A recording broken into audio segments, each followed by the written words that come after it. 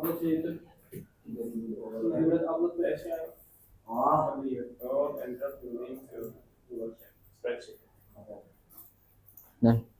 Bismillah, Assalamualaikum warahmatullahi wabarakatuh. Innal hamdalillah nahmaduhu wa nasta'inuhu wa nastaghfiruh wa na'udzubillahi min syururi anfusina wa min sayyiati a'malina. May yahdihillahu fala mudhillalah wa may yudhlil fala hadiyalah. Amma ba'du. First of all, let's pray and thanks to our God Allah Subhanahu wa taala has been given us some mercy and blessing so we can attend and gather in this place in good condition and happy situation. Okay, first of all, my name is Hilmi Elwin Afil. You can call me Ail.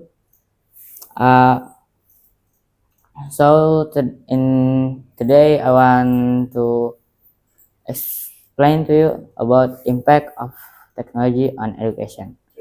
But did you know in this modern era there is so much things that use technology, like in the public place there is public service using calls, there is public transportation is example like Transjakarta using tap, and then for the tolls using e-money, and that is all technology. In the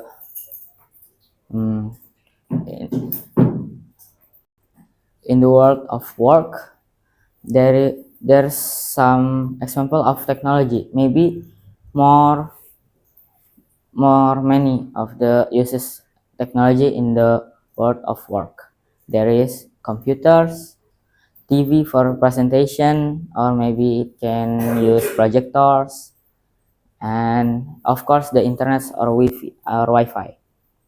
And then that's all of technology. And then in schools there is maybe computers for e-learnings, and there is projectors too in schools, and that's all of technology. And today I want to explain to you about impact of technology on education. So introduction first, learning anywhere, anytime. So it's more flexible, learn for us, getting knowledge in this modern era.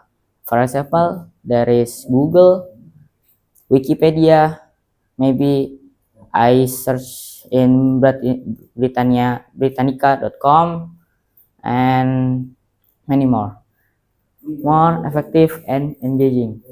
So it's for students, it's very effective to use computers, especially as a Gen Z in this era, and more engaging.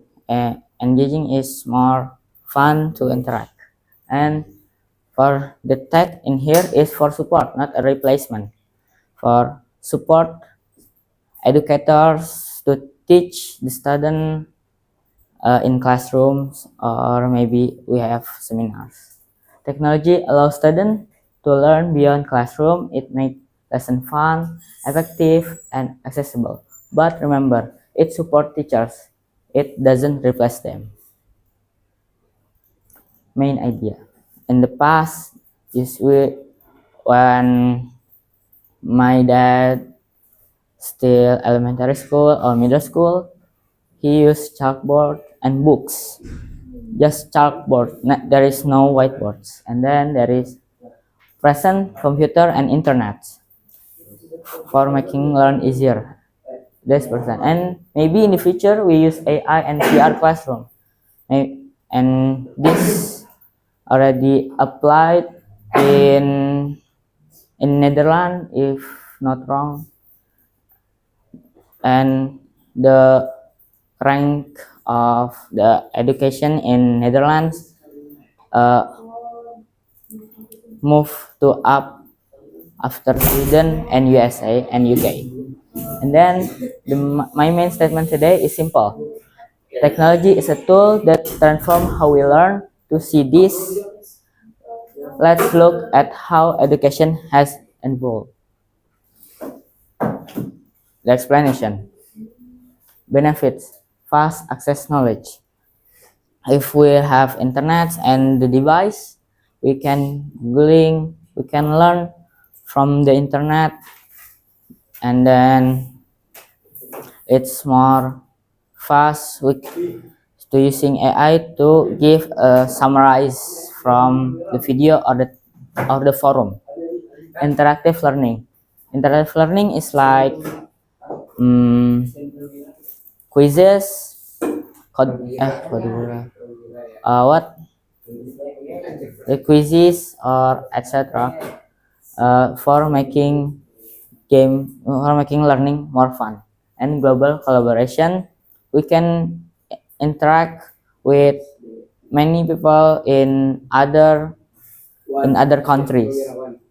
So students can get instant knowledge, use interactive game or quizzes for interactive learning, and even collaborate with peers across the world.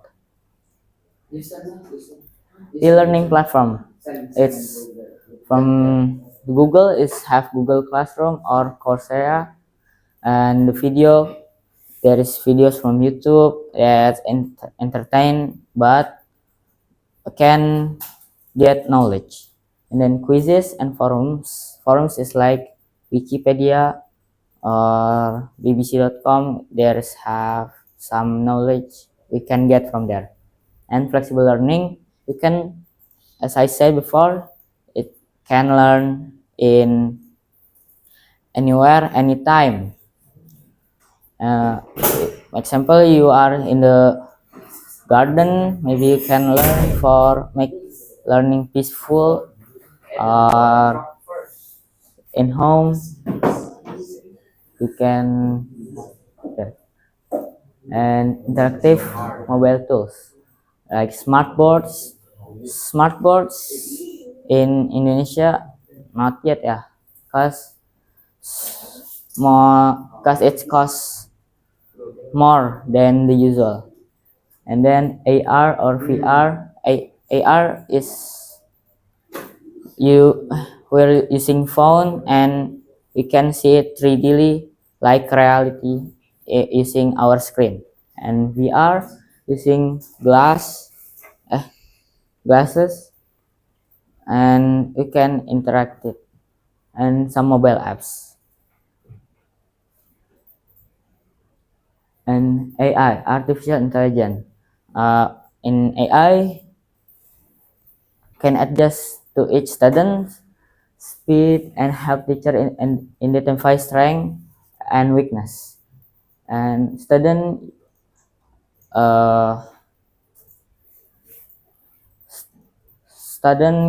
can use chatbot tutors, like example like Copilot, Gemini, ChatGPT, and other.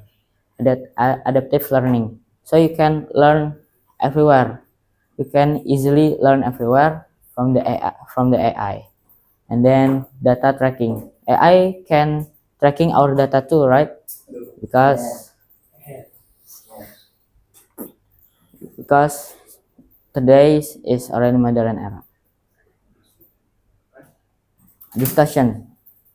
Maybe some challenges can have in the technology while we studying, like distraction risk, like we're using laptop, and the first intention of we're using laptop is to make project or SKL faster, but in the end we're scrolling IG. And then digital divide.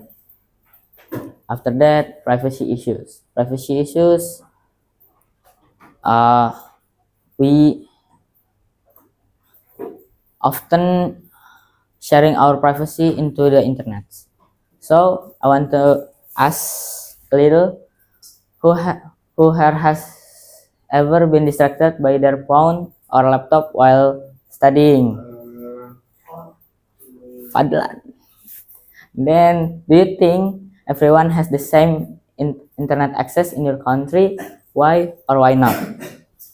Maybe Andra, Do you think everyone has the same internet access in our country? Why or why not? Same, but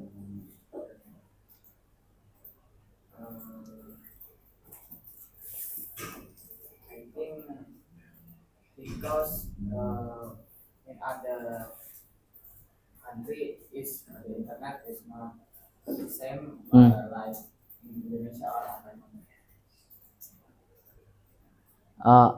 Okay, we go to AI education, artificial intelligence in education. Definition and scope. AI it refers to use of AI to create or support learning environments, including generative AI, chatbot, machine learning, and etc. And then it interests with data-driven decision making, AI ethics, AI literacy, and data privacy.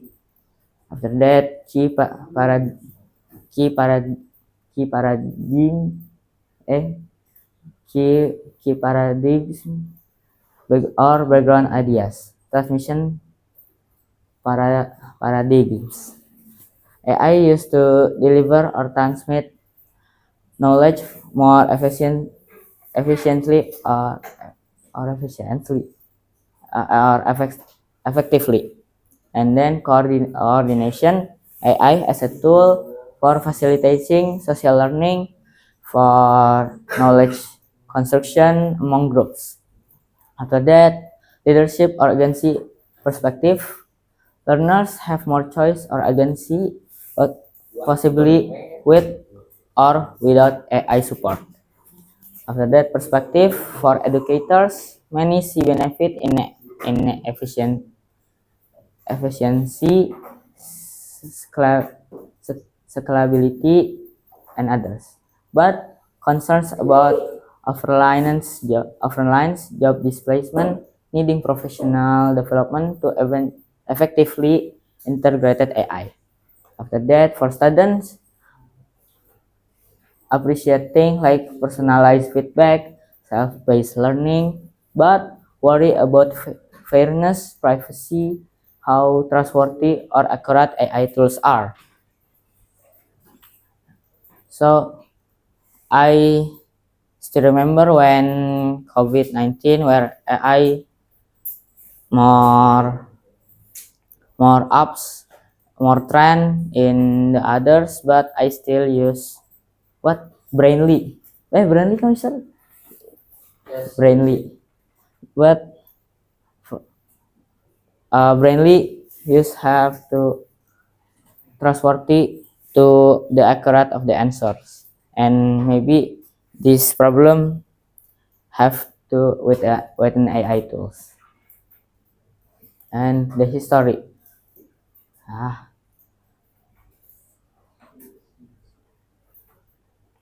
roots go back to the 90s. Early computer-based instruction system, example Plato system at University of Illinois. Uh, this early computer-based just for the computer for googling in the 60s, and it's still using books and chalkboard. And the 70s until the 80s, development of intelligent tutoring system or ITS, which adapt instruction based on student performance. And more recently, generative AI as an example of ChatGPT has entered mainstream, raising new opportunities and challenge around academic integrity. These ethical concerns and challenges. Accessibility. Unequal access may widen gaps. Low income, rural, resource poor areas. If AI tools are not broadly available. And then bias and fairness. Data used to train AI can reflect biases. Outputs may reproduce or amplify this.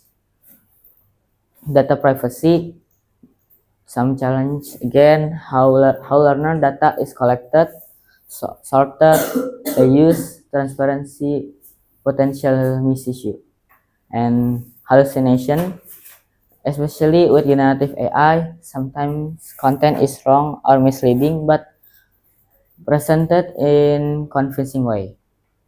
And then the last impact of skills, risk such, risk such, such, such as over reliance or AI reducing critical thinking, creativity, or problem solving if students use AI so much. Other key issues are broader framing, algorithm and effect, how AI system, internal structures, data tokenization, and others influence what is possible and what limitation exists. And then framing education calls for integrating AI literacy into curricula so students and teachers understand what AI is and how it is work. And then public good and commercial interest, tension between AI as a public resource versus driven by big tech and venture capital. AI resilience graduates, the needs for learners to not just use AI tools but to critique, understand, and adapt, resist normalization of romantic or based AI. So don't too much using AI for learning. You can use AI just for summarize, maybe if you're not understand it yet, or others.